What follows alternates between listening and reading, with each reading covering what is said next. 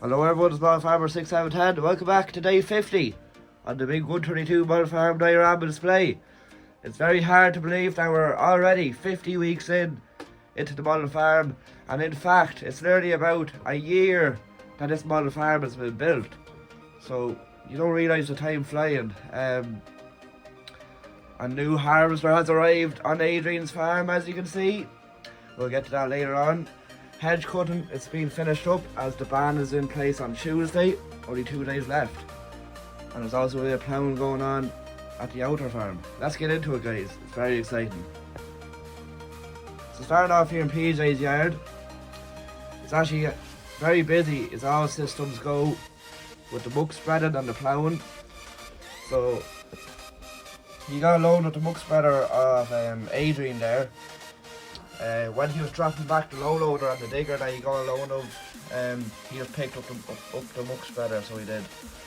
And he's spreading here at the moment in front of the plough, and PJ's son is in the Ford 7810 and the 3-4 plough just ploughing in the stubble along with the muck as well, so should be good fertilisation in that muck as well too.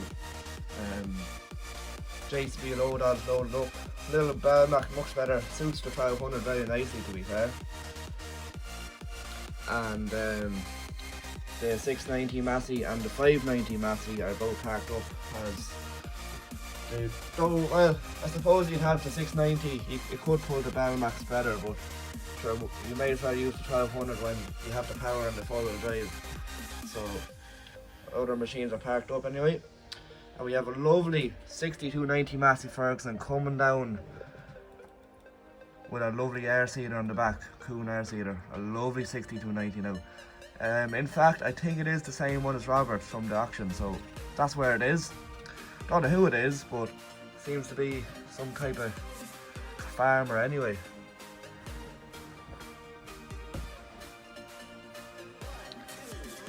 David and Nigel here in their Fendt 724 and the Amazon 6 metre. Moving the field. They're after finishing the block of ground that they have done beside the biogas plant. Yeah, all disked up and it's being ploughed and sown as we speak there. So I think he's heading back to the yard, a few fields closer to the yard that need to be done. And then there'll be a bit more disking need done before May's time, come Easter, when the ground gets a bit warmer. Over here in Finbar's cottage, one of the ESB guys has called in just to say a bit of a hello on his way home from work. And Finbar, as you know, he didn't get his muck spread last week from David or from James and Michael, so he kind of had to improvise. So he has a bit of dung left over in the sheds there from the sheep, so he just hooked it up with the link box. And he's just letting the link box down, and he gets out every few yards with the fork, the 3-grain fork, and just plungs it out with the fork. It'll work, I suppose, for this small little field, like, so you can't really justify buying a muck spreader specifically for this little field. Sure, what he's doing there now will do grand. And we have a lovely colour matching outfit. JCB Fast Track 4220 with a load of topsoil on the back. On the way, a bit of topsoil for a garden they're doing up. I think he needs 5 or 6 loads of topsoil for a man's garden. Just want to raise up the garden a bit. So that's about it here on that side. Coming into James and Michael's yard. Very busy now, as they had a kind of a big issue here with the spreader. One of the rotors is very wobbly, so it could indicate for a bearing, so, or it could be, I think the trap door on it is seized a bit, which is a bit unusual as it's been in use a lot. So something along them lines, so they're gonna have to fix that. James is here with one of his friends who's a mechanic, and they're gonna tackle it together. Always good when you have two heads together. And the 7810 is just in front of the silage trailer, not hooked up to it, just parked up, as that was on the muck spreader for the last few weeks. And the T7210 is just parked up on the lambkin drill.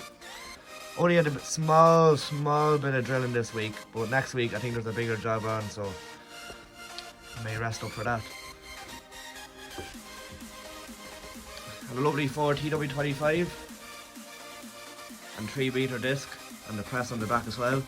I think he's after coming back from an auction, so he is, after picking up this nice little disc harrow. He's a similar enough size farmer to PJ, in fact, only a few small acres and runs old machinery, so he doesn't really need the biggest of machinery, and it's a bit of a pretty cheap buy as well. Bit of a bargain. And here, as I said, David and Nigel, they were sold, so they still have their T7225 New Holland, so they do, and their horse. I think it's a 4-metre drill, it could be 5-metre either. I don't think it's quite a 6-metre. Although I haven't got the measuring tape out, but T7225 and the horse drill. They usually used to have the super steer on the drill because of the turn and lock at the headlands, but they don't really seem to run the super steer anymore. Not sure why, I'm not sure if they sold it or not. And you had the 419S's on the side of the field with the seed just keeping up on top of the hopper, and I think the driver's after coming out here, he's opening up the cover and he's going to load up the seed into the hopper. So he's going to get started on drilling this land here and the ground out the back. There's a good bit of land that goes out around the back of the biogas plant there. Could be 100 acres in this block of ground. So David and Nigel are lucky to have it. That's about it on this side of the farm. I'll hand it over to Daniel to continue the rest of the farm. So, kicking it off over here in the BGA, we have the Kramer here. It's causing a few problems. The boom is going up alright, but it's not coming down. And this has happened 2 days ago, and it still hasn't dropped or anything, but the operator is just going to have to drive it down to the local Kramer dealership, which is, the local one is about an hour and a half drive for him, so he's just going to have to do it. As if he puts it up on a low loader, it'll hit the telephone wires, so he's just going to have to drive her down as it is, but it should get there no bother, and hopefully the problem is resolved. We've a lovely 6930, hard to beat a 30, with the lovely John Deere sprayer, GPS on and everything, and he takes off the GPS every time he has to leave the tractor on site, as it's not the first time that he got it stolen twice, and he just brings the spanner, unclips it and brings it home with him. He keeps it in his lunchbox, so they're just too much money to have it stolen, you know. Here we have the Massey Ferguson 390 just stopped into the chipper, and a gator there. Must be a few young lads there stopping into the shop. And we have a lovely farmer here, bombing it down the road after getting a crone rake. After getting an auction, you can see there's a bit of rust there, and the kind of protected bar, so a bit of work to it, but still an operating machine. Into the Adrian's farm. So as you can see, there's a brand spanking new machine in the yard. Well, new to us. A Claas 880 Jaguar. That is a fine machine. Adrian bought this in from mainland Europe, and he's after going to the boat, and he's after travelling some amount of time.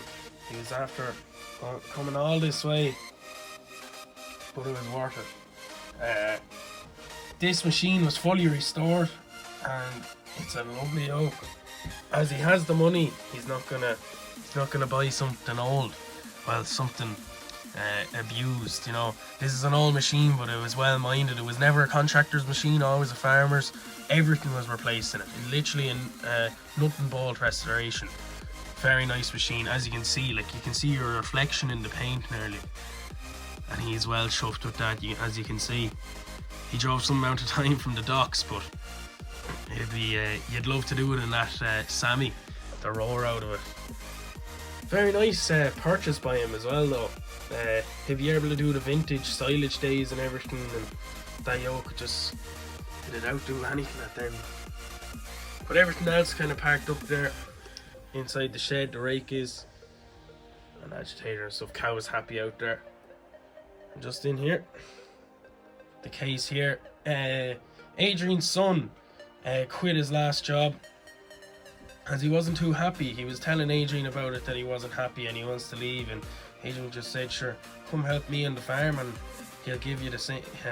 Adrian is going to give him the same money, and sure, I suppose over time this guy's going to inherit the farm. Very nice. So he's hedge cutting on his first day here in the lovely case. Very nice to see. Keeping everything tidy around the farm.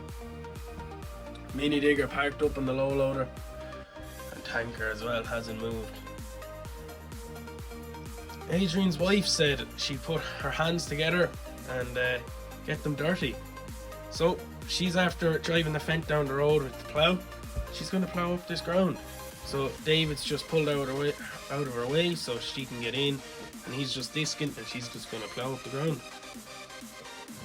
Very nice bit of kit, and it's nice to see the two workers now. Don't know if the wife will be full time, but the son is. And that's it for the model farm. So that's about it, guys, for episode 50 on the model farm. As you know, the hedge cutting season is coming to a close, and all the hedge cutting's been finished up. Now, the new Claas Jaguar is about to be unloaded. Adrian's just handing out. He's after taking the straps off, and he's going to let down the ramps and reverse her off. It'll also fit into the shed a lot better too, as the crown is literally a bit too high. It was literally scraping the top of the galvanised sheet there when it was coming in. They had to take the beacons off.